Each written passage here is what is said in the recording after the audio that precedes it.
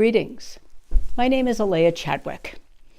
I'm making this YouTube a brief explanation because I've been asked any number of times, what is whole life coaching really mean?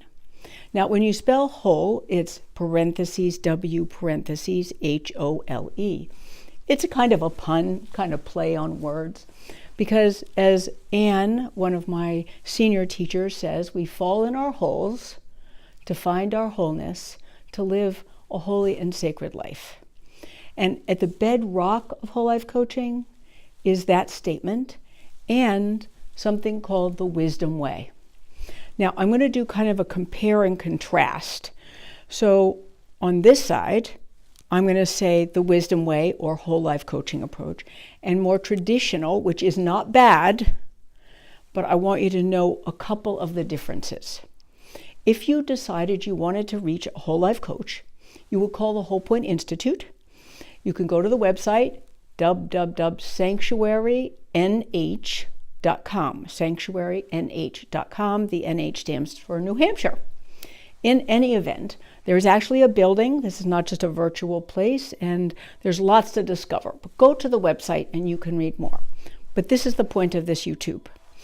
If you worked with a whole life coach, their eyes are on the prize, as I like to say, which is to reveal the wisdom of your particular creations.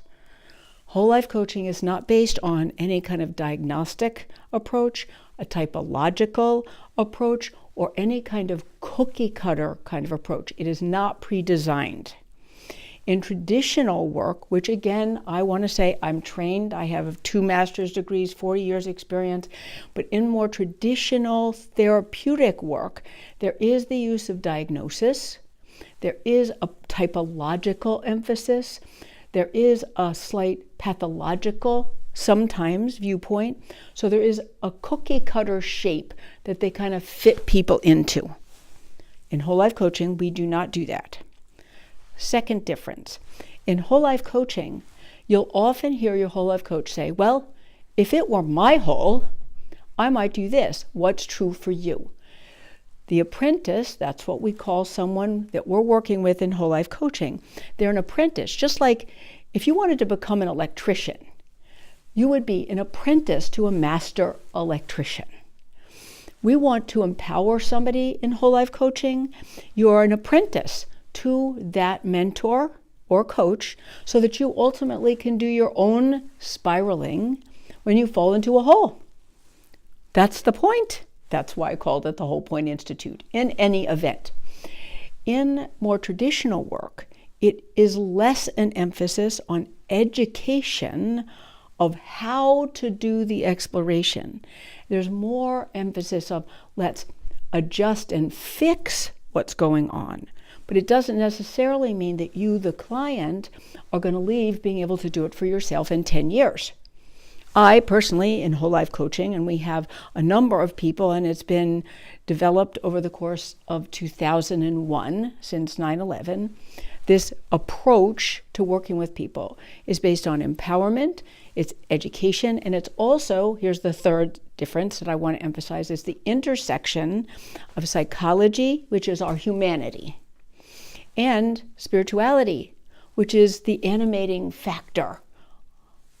You could just have humanity, but you have kind of a body, a cadaver.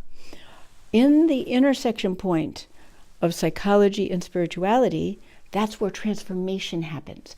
In the wisdom way, the whole life coaching approach, the emphasis is to make it particular, that intersection in particular to you, not the coach, not the mentor, but to you, what's happening at that intersection point. So you can transform, so you can reveal to yourself your own power, your own wisdom, your own creativity, and make new choices, because that's the point. In more traditional work, it's very clear a boundary between psychology and spirituality. Now understand, I don't mean spirituality religion. That's not what I'm talking about. That's a religious belief. That's not the arena for either of these. In whole life coaching, we bring in the spirit, meaning whatever you believe is about spirit if you want to even bring it in. You get to pick. In more traditional work, it really isn't the arena that anybody is encouraged to bring in. So there's a couple of differences there. Also, the wisdom way or the whole life coaching approach is based on a map, like a skeleton. I have a leg bone, you have a leg bone, I have an arm bone, you have an arm bone, but we all look completely different. So using this map of our skeleton, we each get to flesh ourselves out and surprise ourselves. So in whole life coaching, we have this map that we teach you and show the apprentice, and we want you to become a master at it. In traditional work, that arena of the basis of the work is based on a lot of schooling, a lot of training, but it's really not something that's brought into the sessions. So those are a couple of differences. I hope that you consider doing whole life coaching. It is empowering, it's exciting, and best of all, it's fun. We use pictures, we use toys, and it's designed to celebrate and elevate who you want to be, how you've created yourself to be in this moment, and how you can be more. Thank you for this moment.